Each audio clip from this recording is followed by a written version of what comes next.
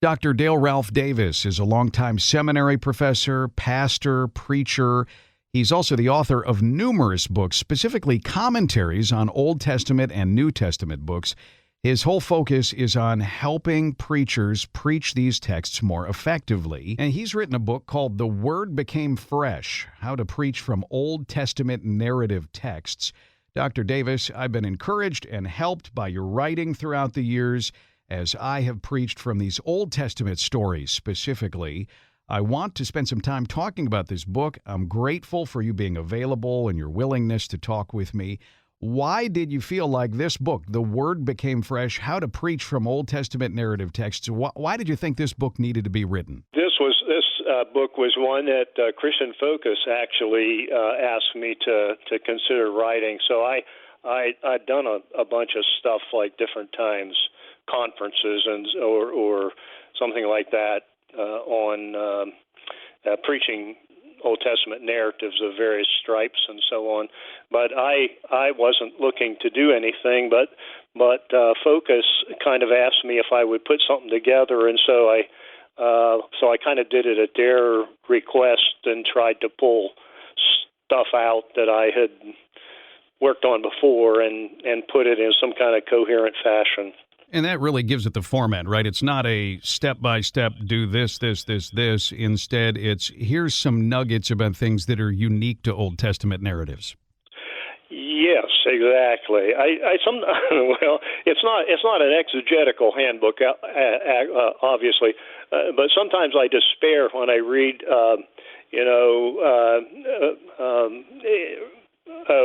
guides that are given for the exegesis, say, of an Old Testament text and so on, and they get so detailed and so complicated that if you're preaching it, you say, well, I spend a lot of time on prep, but I don't have time to do all that sort of thing. Sometimes something can get so complicated that it discourages us. And so this is more of, nuggets or highlights, items you need to look for, that sort of thing. It's more of a suggestive than a detailed roadmap. And ultimately, for the busy preacher, there's only so many hours in a week. You can only go so deep. Well, and I found, and I put a good bit of time in on the sermon prep, but I found if I did, if I was preaching both morning and night, if I did, 18 hours or something on a morning sermon, and sometimes almost the same on an evening. But I was pumping that stuff out. You don't have, you try to go into as much depth as you can, but you can't. I don't know. You just can't get overcomplicated or sometimes with procedures. Well, that's actually one of my questions about Old Testament narrative, too, getting overly complicated, getting in too much depth. One of the things that you talk about in the book is sort of keeping your focus on the larger picture that the author is trying to get across and not, especially within the sermon, trying to solve every possible question in that text. Yes, I think so. It always reminds me of the way my mother would tell a story. It kind of, I love my mother and so on, but we would go back to see my folks with our boys and so on, and she'd get started telling some story about family history, and you kind of know where she's going with it, but she never gets there quite. She mentions someone, and then she dilates on who that person is and who he or she was related to and where they lived originally and so on, and then she would get back to the main line, and then she would go off on another tangent. And I think sometimes that's the way we can do with biblical narratives. We can say, well, we've got to explain this and this and this, and you can get so choked up that you never get the main force of it. And of course, that's a relative thing. There are certain things that sometimes you need to explain and so on because people are going to be curious about it or mystified by it. But I think sometimes you have to put a strict rein on that, or or you blunt the edge of the text and of the point you want them to see. Ultimately, there's only so much they can take away, right, from one message.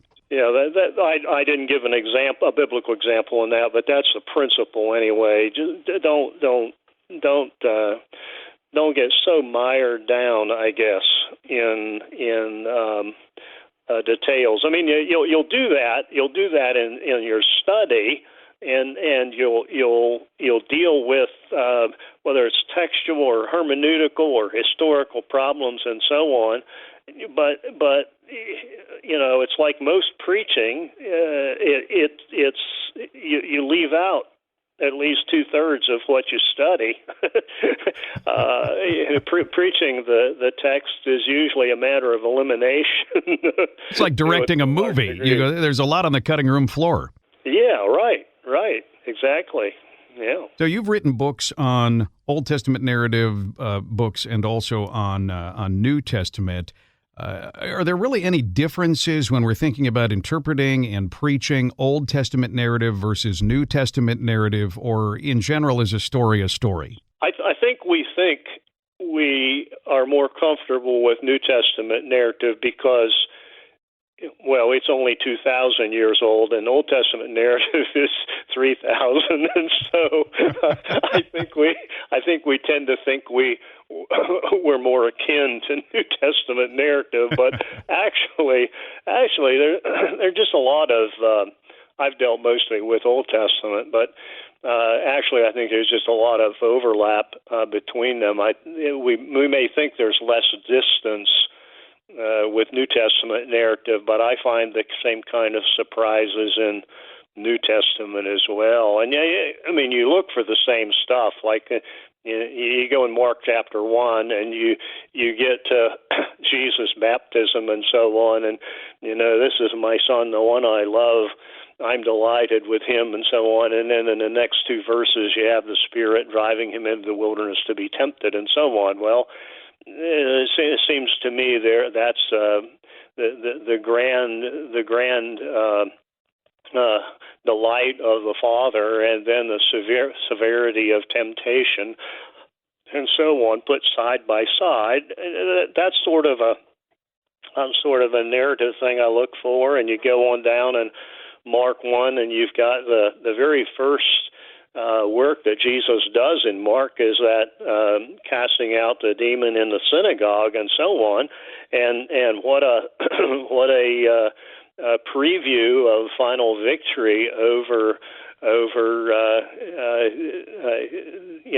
cosmic victory of Jesus over over Satan and so on, and then you get about verse 29 or so, and he's in Peter's house or somebody's house, Andrew or Peter's, and there's Peter's mother-in-law, and Jesus restores her. So on the one hand, you have this great cosmic statement of what a cosmic Savior Jesus is, and then you see what a domestic Savior he is, and you have them both in the. I mean, they're just things in the New Testament narrative that I think you look for just as you do in an Old Testament narrative. What things are kind of put together, and how do they follow, and so on, and. You go on there in Mark, Mark 2 and so on, and through 3:6, and you have those 5 episodes in which, the theme is the trouble with Jesus is, and trouble with his forgiveness and his fellowship and his freedom with the Sabbath and so on. And so there are certain. I think you still deal with New Testament narrative in a similar way, as far as I know. But that's just I'm not a New Testament guru, so that's just my own take on it. It can be really easy, probably because we are sinful, self-centered humans. It can be really easy for us to read the text and look to Joseph or Samuel or David and immediately try to say, what does this say about me? What should I do about this? Right. And yet you talk in the book about theocentric, approaching the text. What is God telling us about Himself? Right, and I think that's the best best way to do. I think in the book at some point I tried to point out, I think using 1 Samuel 16, that oftentimes we can just look, well, like you say, it can be, we can look at characters and so on, and that sort of thing, or sometimes we can just look at it historically. Samuel goes to Bethlehem. Samuel anoints the king. Samuel does this, and we just look at the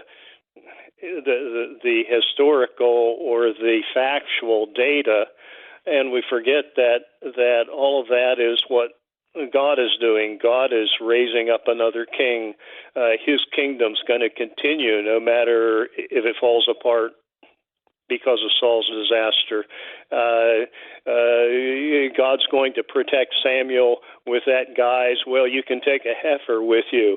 Well, isn't that interesting? There, the Lord is the one who's showing His servant that He knows his fears and He doesn't berate him for them, and so on. And then the unexpectedness of who would have thought that David would be the one. Well, that's simply vintage Yahweh,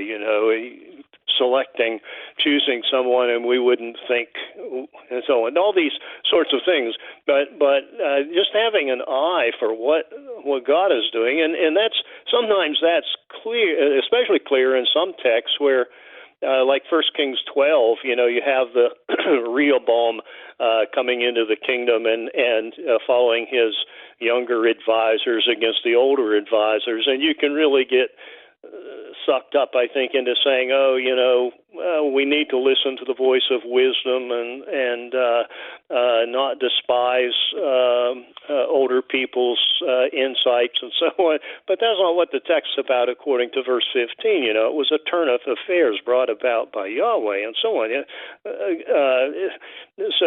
So 1 Kings 12:15 puts it on the sovereignty of God rather than looking for some moralistic affair. And sometimes also, like someplace like 2 Samuel 17 with Absalom's revolt and so on, and Absalom and his cronies say, Hushai's advice is better than Ahithophel's, but they're right in the middle of that text in verse 14, because it was Yahweh's design to cause them to reject Ahithophel's so-called good counsel in order that he might bring disaster on Absalom. Well, that's what we really need to pay attention to in that text. That's the secret sovereignty of God there. I can't ignore that.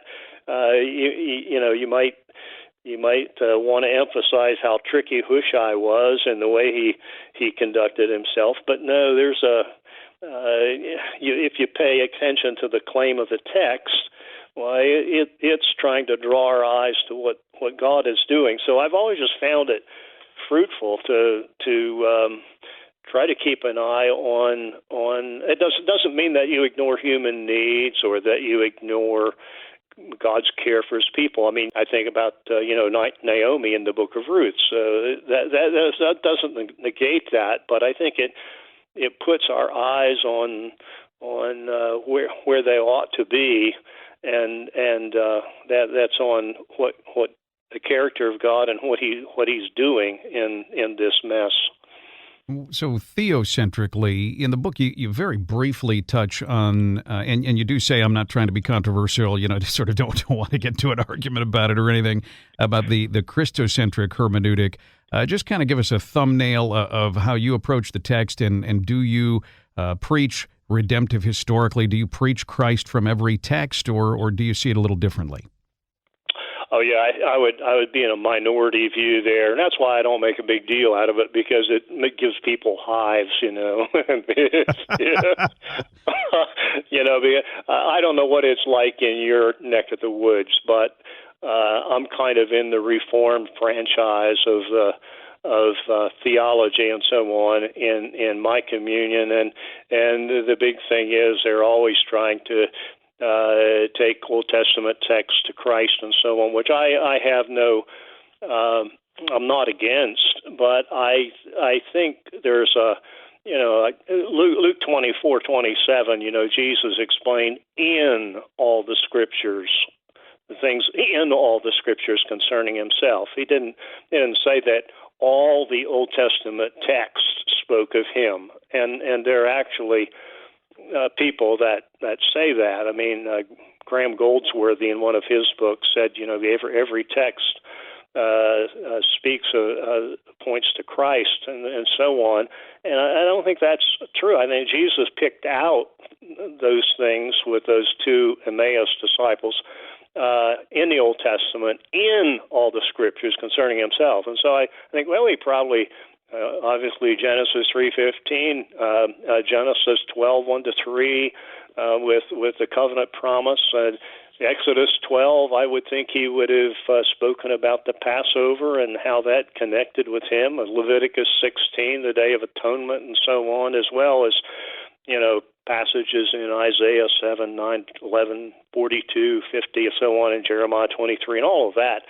There's scads of stuff there, but he didn't say that every Old Testament text spoke of him. It was in all the scriptures, and I think some who make a big deal about Luke 24 don't notice that little preposition there. So I don't think I honor Christ if I try to insert him into a text where he's not. So I don't have a problem if an Old Testament text pushes me to show how it might connect with Christ, but I don't want to be gerrymandering the text and doing body English on it in order to force it to point to Christ. I think sometimes and here I'm speaking of people that would be more in my own theological spectrum and so on. But I think sometimes this passion to make sure an Old Testament text connects to Christ actually obscures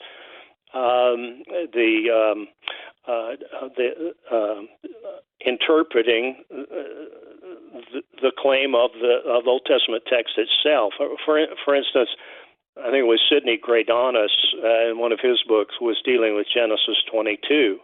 And he was focusing on Isaac and whether and how Isaac could point to Christ and so on.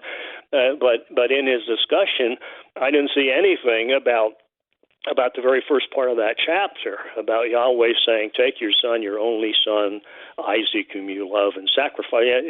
The whole point of God's perplexity in contradicting his previous promise to Abraham about the seed. And it seems to me that, now here I'm getting a little existential maybe, seems to me that's a problem with God. Are there times in believing experience where God seems to contradict himself, where we have a problem with the perplexity of God?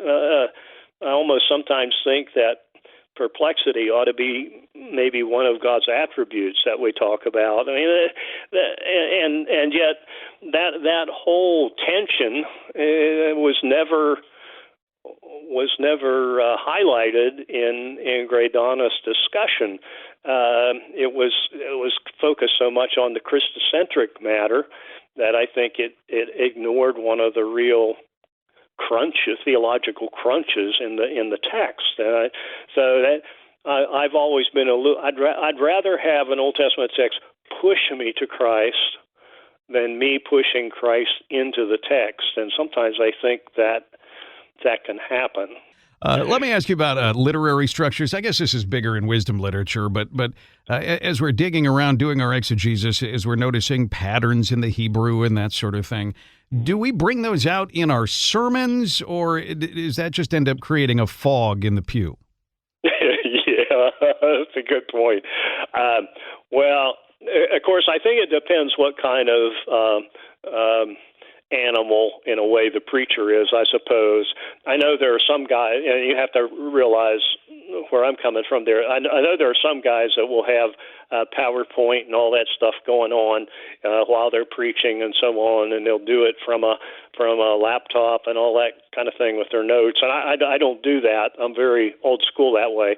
And now if I'm teaching in a Bible study, for instance, then I might have handed out notes and so on that may have, say, a chiastic structure of a passage that they could see. But if I'm preaching, I tend to think I'm trying to do this as I'm trying to explain orally. I'm not, and lots of times with a literary structure, and some of those things you can see in journals with narratives. Can be very helpful for interpreting the passage maybe, but they're so complicated or they're so long and complex that you can't explain them easily or concisely in an oral fashion. Now, if I have something that's very concise in terms of a structure, sometimes I'll do something on, say, 1 Samuel 23, and you have David's deliverance from Keilah, and then you have at the end the treachery of the Ziphites, but in the middle you have that little Jonathan strengthened his hand in God, and the encouragement that David gets in between two treacherous and dangerous situations. And so sometimes if you can do it concisely, then I think, yeah, that's okay. But it's too involved, and I think it just, as you say, puts a fog in people's minds if you try to explain a complicated or detailed literary structure. So I tend not to do that.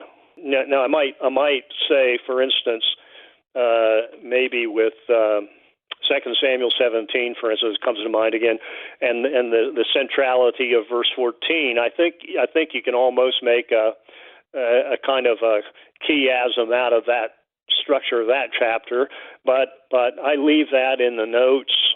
I might say this is as you work through it, this is the very center of the chapter, so it probably has a particular stress. But beyond that, I don't think I would go into any detail. I think it would just detract from the. People are already holding their watches on you anyway. You don't have time to mess around. Not when I preach, Ralph. They want more and more every time. Okay. Well, that's all right then. Yeah, don't I wish? What about what you term the nasty passages? You have a lot of gore. You have some things that seem indecent. You have some things where it seems like is God really telling people to do that? What do we avoid those? How do we handle that stuff? Well, I think it's there to go into it. It depends on the passage, of course, and there are certain things that you can introduce to, depending on the text.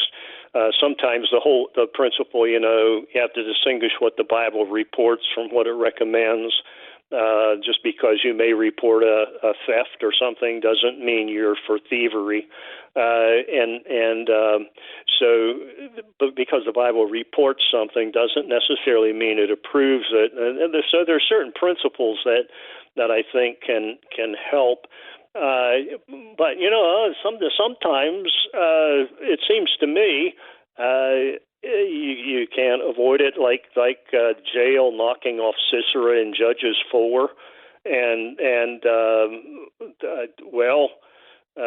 you might say it doesn't mean that Yahweh approved of that, does it? Well, I don't know. You get into Deborah's song in Judges 5, and she seems to commend Jael, as opposed to Meroz, who sat on their duff and didn't do anything.